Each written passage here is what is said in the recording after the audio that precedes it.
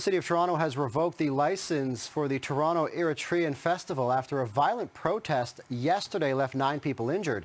CB24's Steve Ryan joins us live near Nathan Phillips Square at this hour, where another protest is underway. Steve. Yeah, that's group. There is a large group of Eritrean people here out front of the Sheridan Center where there is a large dinner on the go right now, and there is an organized protest going on right now. And one of those organizers is a young man by the name of Yafet.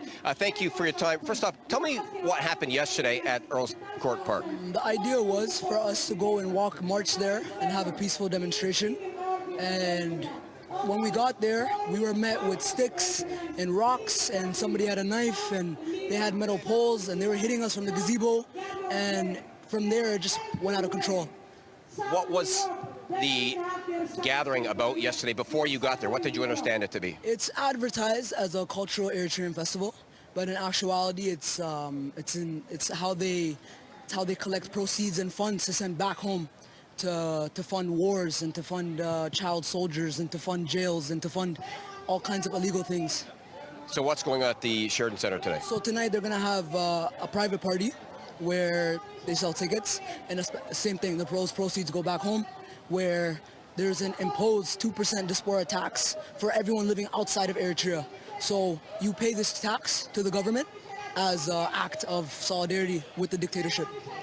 How much money are we talking about roughly that you're saying are accusing these people of sending back? Hundreds of thousands. I can't give you an exact number, but it's hundreds of thousands of dollars. And this is coming from not just Canada, this is America, Europe, it's all types of different cities. I don't know if you've seen, there's a festival in Seattle, there's a festival in Sweden, there's a festival in Gießen, Germany.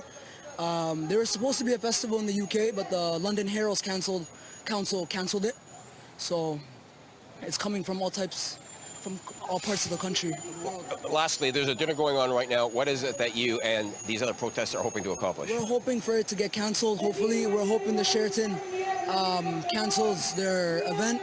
We're hoping that they're not able to sell tickets. We're hoping that they're not able to have their whatever they're doing inside. Because it's not, all they do in there, again, it's advertised as a cultural dance and festival and whatever, but all they do is spread propaganda. They have performances with little kids holding guns to emulate the war that's going on back home, to emulate the mandatory military service that's going on back home. Now, let me ask you this. You were one of the people that was in the park yesterday. Were you surprised at the violence, or did somebody from your group start the violence? Not at all. Our group did not start the violence. I have videos of their organizers hitting us with sticks and brooms, and we even informed the police that they had metal poles hidden in their tents. So they had come ready for violence, and we had come with nothing.